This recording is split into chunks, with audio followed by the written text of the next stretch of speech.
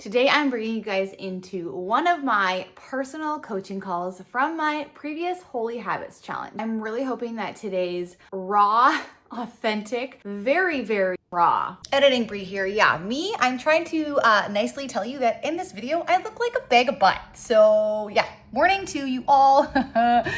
It's a goodie. Today, I'm sharing with you guys a personal coaching call from within the Body with Bree app that I had with some of my clients over the last couple months during our Holy Habits Challenge. It is chocked full of amazing information, both practical and spiritual. We talk protein, we talk faith, we talk all the things, fitness and health, and I'm excited for you guys to get your hands on this Zoom call and have a listen. Hello, everybody, and welcome to our very last coaching call for this Holy Habits group. I'm so excited to chat with you guys today. Excuse this terrible top knot bun.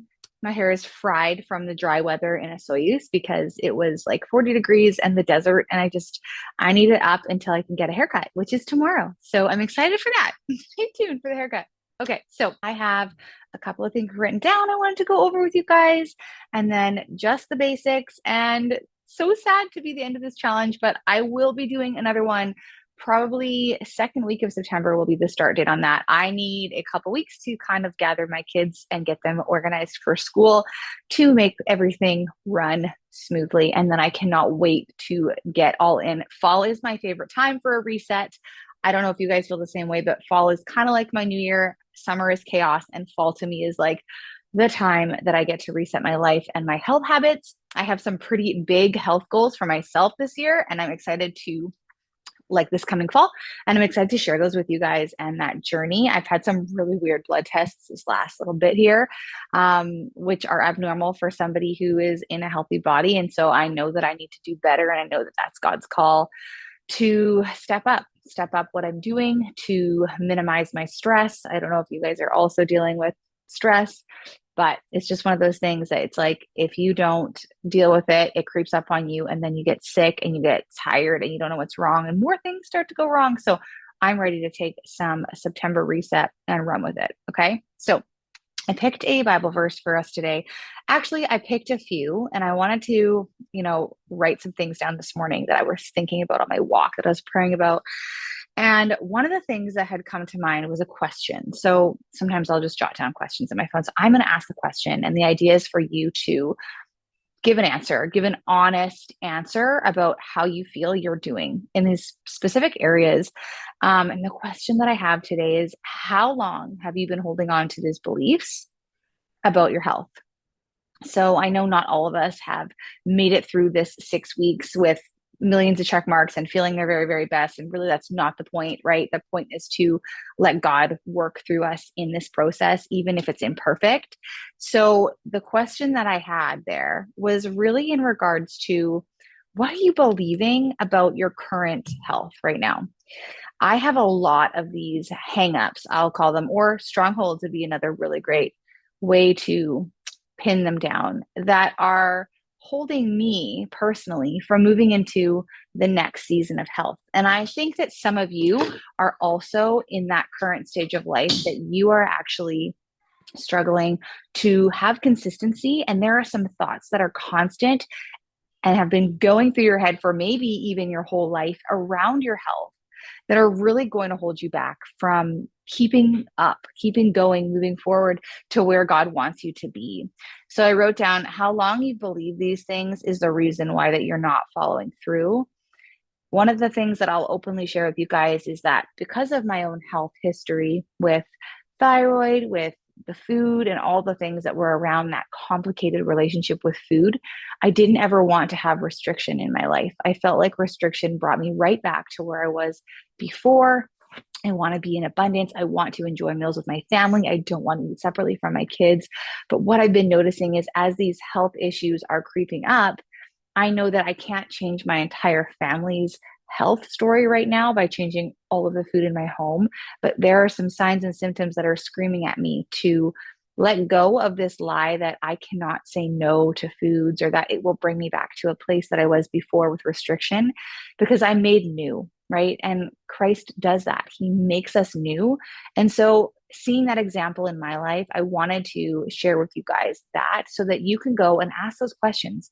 Is there something in regards to my health? A couple other things that I wrote down was, so okay, what the Father had asked you to change. Okay, so what has the Father asked you to change that you've started to do, but then were pulled back and stopped doing because of the limiting beliefs that you've done before?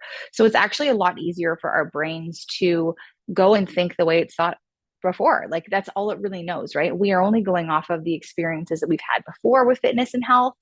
And unfortunately, it's easier for us to go back down that route than to walk forward into something new, something hard, the unknown, the challenging. Our brain starts to freak out, right? That's why I'm always like, baby steps, baby steps. If you can change one thing this week, that would be amazing. Just one small thing, right? And so I want you guys, as a takeaway from this challenge, regardless of how it went for you, I want you to ask that question, like, what was it that I felt like was a common belief that held me up from doing the next best thing for my health?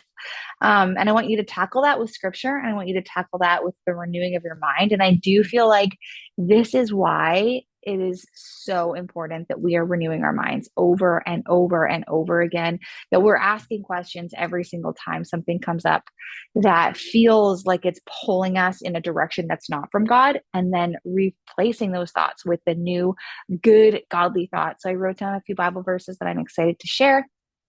Proverbs 23, verse 7, for as he thinks in his heart, so he is. And that is so true, you guys. If you're going to think to yourself, I'll be anxious around food forever, I'll be anxious in my body forever, I'll never feel confident in my body, you will become that. And it is written in the Bible. It's biblical that the way we think is what we will become. So Proverbs 4:23, above all else, guard your heart, for everything you do flows from it. What you believe, what you allow into your heart, what honestly, like what's ingrained in your beliefs and values, those things have such big impact on our behaviors even now. And Proverbs 3, verse 5 and 6, trust in the Lord with all your heart and do not lean on your own understanding. In all your ways, submit to him and he will make your path straight, which is such a good one, you guys. I just love that one so much. The thing is that in that, the one word that stood out to me was don't trust on your own understanding, right? It's like we think we already know the outcome of something. So we are doing these steps because we know the outcome of something, when actually we don't actually know the outcome of it, right? We might have seen somebody else have an outcome. We might have seen an outcome of our past and been like, that worked when I was 20, it's going to work again. But we don't actually know, and we can't trust our own understanding. That's why this has to be spirit-led. That's why we have to invest the time in the word to renew the mind. And so the number one thing in your health and fitness journey that's going to make it different than it's ever been before is changing the way you think about exercise and fitness and aligning it to what God thinks about you and your identity. Who are you in Christ, right? So those are my takeaways, my spiritual takeaways for this challenge that I'm really excited to share with you guys today, and hope that you guys can take with you as you move on from this challenge. Now, if you want to be in the app, you can still get new workouts every month. Every 4 weeks, they shift and change. They're the same style of workouts, supersets with dumbbells and bands, and that's $22 a month. And I'm so happy to sign you guys up for that. But if you are not hearing this video or not seeing it, you might miss the boat on that. And in that way, I'm sorry. So I will try to share that with you guys in a chat as soon as I'm off this, just in case you want to stay in the app with me. Okay, so the next part is I am going to be talking about a practical piece here on two things. One is lifting heavier, what that's supposed to look like, and another thing is protein ideas. So on the lifting heavier piece, I want to touch on one specific thing today that I think is really helpful, and that's the mind-muscle connection.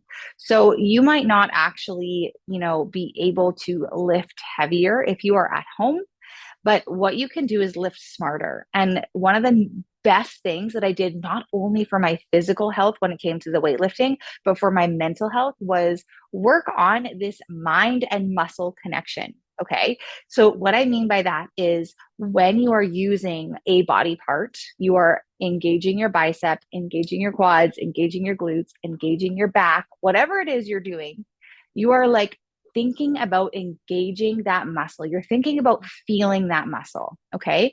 And you're not thinking about anything else, which is also extremely helpful for your mental health. How often is it that you are just thinking about one thing? So for me, my workout sessions look like this. They look like lifting. I am focusing on the muscle. I am engaging the muscle. Resting, I am worshiping and focusing on scripture and engaging with the Lord, whether that's prayer, just talking out loud, like just being in the presence of God and allowing my worship to be as an act in my body as I'm working out. Okay. So this is really cool because you're not leaving space for the world, right? Like when you're lifting like this, you're engaging your muscles, you're thinking about your muscle group that you're engaging, and then you're going right back to listening to the Father and listening to the Lord and the worship music and whatever it is that you're filling your mind with that you've pre-chosen and pre-decided to do, right? If you don't pre-decide which Bible verse or which worship music you're going to listen to, chances are you're going to get in the gym and be like, I just want to get through this workout, right? Like you sometimes have to force yourself to do some things. I know even for me, it's not like every day I wake up on fire for my Bible. Like I can't wait to read it, right? Like it's a great, amazing, wonderful, beautiful time that I get to have with the Lord. But sometimes I don't feel like it, right? I'm a human being. My body is hormonal. I've got all these things going on. So you need to pre-decide what your workouts are going to look like and how you're going to have the Lord be part of that. And then the other part is when you're actually doing the movement, just engage from all that noise that you hear, all the to-do lists, all the worries, all the stress in your life, and just learn how to engage each and every muscle. And that is not only going to be so good for your mental health, but it actually makes a difference. And it's scientifically proven that you will gain more muscle the better you get at this mind muscle connection. So whether you only have light weights or heavy weights, this piece is also super important. Like if you had no weight and you were working out and you just engaged your muscles. So imagine I was in a Soyuz and I had no weights, but I was like, I'm just going to go through the motions of doing my weight training, which is also something that I recommend doing during, your period week or the week that you're feeling like hormonally unwell or you're sick. Just go through the motions, engage your muscles and practice it. So I'm going to give you guys an example doing a reverse fly. So doing the reverse fly, I would just have no weight and I would just shake out my arms and then I would think about those back muscles and I can fully feel those muscles engage as I am doing this motion. Like I feel it. I feel work. I am working on my muscles even when I have no weight in my hands. So that's a trick to make it more effective. Also, in lifting heavier and knowing when you're pushing yourself hard enough, you really do need to sometimes, when it's safe, push to failure. So what that looks like is, can you go a certain amount of reps? Say it was your bicep curls or your shoulder to overhead. Can you do that to a place where you are failing in terms of your form? And I don't want you guys doing this in terms of like, you can't do this with a back squat by yourself. You can, and I've done it, but I'm not going to recommend that for you. If you have an actual barbell on your back and you're doing heavy lifts like that, don't necessarily recommend going to failure, nor do I think you have to, because I think that when you are really struggling in that lift. But when it comes to the lighter dumbbells, I find it very confusing to know if I'm pushing hard enough. So if I'm using two 20-pound dumbbells in my hand doing my deadlift, how am I supposed to feel like I'm maxing out the capacity of this? Maybe I need to increase my repetitions. So limited equipment means increasing your repetitions. And when you start to feel like your form is failing, so either your back is starting to hurt, which is kind of a sign in a deadlift that, oh, okay, I might not be doing this right, might not be engaging the right muscles, or you are literally like, I can tell I'm hunched over. I can tell I don't have good posture. My core is no longer engaged. That's going to be a sign that you've reached your capacity. You've reached your max reps inside of that particular workout. Super easy for things like shoulder to overhead because you're going to get to here and not be able to push any higher and have to drop the weight. Super easy with biceps because you're going to get to here and you're not going to be able to go any further and you're going to drop the weight. So we want to be testing ourselves in terms of failure to see how far we are off. We don't want to work every single thing in failure because if we do that, we're really sore and we don't recover as well. And there's actually no need, when you look at the literature and the science, there's actually no need to push yourself till failure to see muscle gains. But they say that in that 1 or 2 repetition range before you finish up. So like you feel like I've got maybe 1 left in the tank. That is where we see the positive outcome when it comes to strength gains. So you might have to test yourself one day and don't do all of your body parts in one day. So it's like, okay, upper body day. Today we're going to see what my max capacity is for shoulder to overhead. Okay. So don't do that in every single body part that day, but just spend that day finding out where really can I get with this? And am I pushing myself hard enough? Get to that 10 rate of perceived exertion and then make a note down that says, okay, it looks like I'm going to have to increase my weight or increase my reps in order to get to that in every single time that I'm doing it. And you'll have to repeat the process because you're going to get stronger. And that's the beautiful thing about weightlifting. Okay. So that is my piece on the weightlifting portion. The other thing I wanted to touch on was some protein ideas and like protein burnout and what that kind of looks like. So I will tell you guys that fully being in maintenance. So I've been in maintenance for about 2 years now, which means I've maintained the body weight that I have. I've maintained muscle. I've maybe fluctuated in muscle because there's been some seasons where I've lifted lighter, not lifted, had to recover. But in general, I've stayed the same body weight as far as I can tell for the last couple of years. Okay. So in this season of being in maintenance, I do not always every day eat 130 or 140 grams of protein. Okay. What I know that some of us are going to be getting to towards the end of this challenge and towards, future weight loss goals, specifically when it comes to the protein piece, is protein exhaustion, protein burnout, lean protein burnout, right? Because like at some point you've had so much cottage cheese, so much 0% Greek yogurt, so much chicken breast, so much if you do fish like tilapia, like whatever you're doing, that's a lean, or egg whites, right? Those are like the key things. And then it feels like, what else am I supposed to do with them? So I have seen numerous girls on Instagram that are very creative with their proteins. So step one is you need to get more creative. So I can't necessarily add to your list of proteins as much as I can be like, take your cottage cheese, add it to oats, make yourself pancakes. Take your cottage cheese, add it to muffins, make yourself blueberry muffins, right? Make some Greek yogurt bar with fruit in it so that you feel like you're getting a little dessert. Even do chocolate drizzled with your Greek yogurt. You're going to have to get creative if your body can handle that much dairy. Now, it comes to a point where you've been in a fat loss phase, so you know it's been a calorie deficit, and you know that you're in a calorie deficit when you are seeing body composition changes or scale changes, okay? You are losing body fat, so you are in a deficit. You are not maintaining your weight. If you have been in that for 6 weeks, 8 weeks, 10 weeks, at some point you need to say, I'm done being in the deficit. I'm going to give my body a break. I'm restoring hormonal health and wellness. We've already touched on this before, but I'm just quickly bringing that up again. When you get to that point and you are in maintenance, you do not have to spend every day stressing about your protein intake. There will be days where your fat and carb intake is a bit higher, but in maintenance, you are not risking losing muscle because you are eating at maintenance calories. You're not burning body fat or muscle. And when we burn fat, we burn some of our muscle with it. So when we're in maintenance, we don't have to worry about that, which is super, super great. And also gives you a lot more food flexibility. Okay. Let me also point out too that just because we lowered our fats and lowered our carbs in a fat loss phase does not mean that we have to be eating 0% cottage cheese and just egg whites forevermore. We should be able to have these foods, have even the higher fat versions of these foods. And not only are we adding these back in and finding that, oh, we're more satisfied because fats are satisfying, we're also going to find that we have more food flexibility, right? More ability to have the red meat, the egg yolks, the things that we kind of avoid because they are higher in fat. So then the calories add up faster. Being able to have more food flexibility because you're having more calories overall, being in maintenance, should allow you to be able to enjoy more varieties of foods and to not feel like panicked if one day, your protein's 100 grams, 90 grams. Nothing bad's going to happen if that is a thing. It's just in general, we need to make sure we're eating balanced meals, right? That's where we are balancing our blood sugar. So it's like, having those healthy fats, we want those. Make sure you're adding those back in as you increase your calories and don't feel bad about it. Add that higher percent yogurt. They say like whole milk yogurt, so good for your hormones.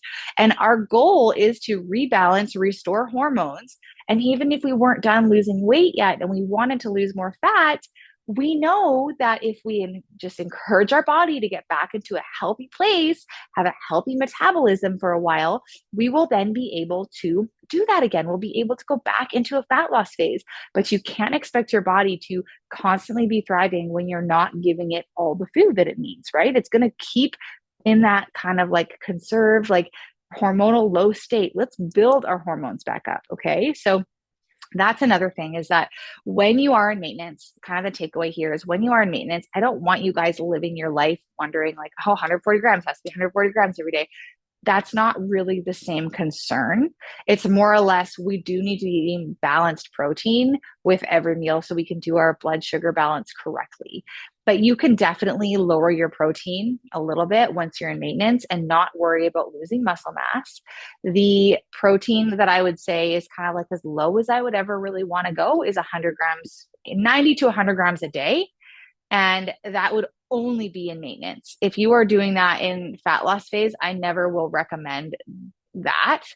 I really want your protein to be like a little higher because it just lowers the risk of you losing muscle. And we're not doing that anymore. We don't want to lose muscle. We want to be strong. So you can do that. You can have a lower protein phase and restore your hormones, carbs too. You might find that your energy is a lot better when your protein is lower. And I have done this with clients before, because here's the thing, you cannot make energy from protein. So when you have a protein goal that's very, very high, your body is not able to use any of that protein for energy. So whatever's left in the carbs and fats, that's where your energy is coming from. Now, yes, there is literature that will tell you that protein is able to be used as energy. And I'm telling you, that's very, very difficult for your body to do and is not usually happening, and would not want to, your body would do that in an emergency. Otherwise, that protein takes 30% of the calories that you're eating to digest it. It's hard for the body to digest, which makes it burn more calories, which is awesome in a fat loss phase. But if we're in maintenance, we don't need to have that same amount of protein, because we're not also trying to like exchange constant body fat for muscle. We're actually just trying to restore hormonal health and balance. Okay. So I know it's a shift, especially if you've been like, I've been cutting, I've been trying to lose body fat, to, okay, I'm calm, I'm good in my body. I'm going to collect my hormones, rebalance them, have a little bit of lower protein day here and there, see how I feel. You might feel amazing with 100 grams of protein and higher carbs and fats. Your workouts are going to be bomb, especially if you're now in maintenance.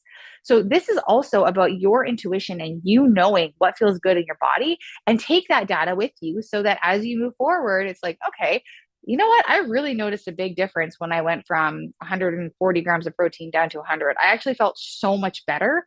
I'm not even sure I want to feel like that again, because obviously my body was working really hard in that energy balance.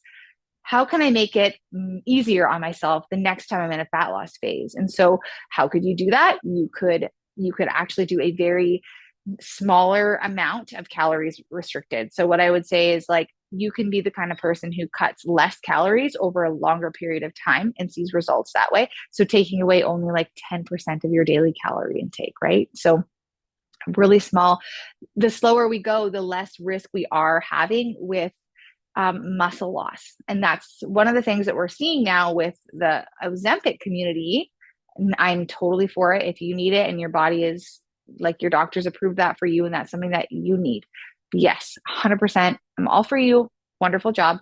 There are some things that are a problem with that, in the fact that we aren't getting enough protein and calories. So then we're losing muscle mass, which is really hard because it's so hard to gain it, especially at our age. So that's why you see when these rapid weight loss happens, people tend to lose a lot of their muscle, even in their face and stuff. So it's like, you need to be eating your protein and lifting weights when that's a thing that you're doing. And the same goes with when we have a steeper calorie deficit, right? The steeper the deficit, the more on point you need to be with your protein, because that risk factor, when you have a steep deficit and your body's fighting you in this, is going to be higher. Okay.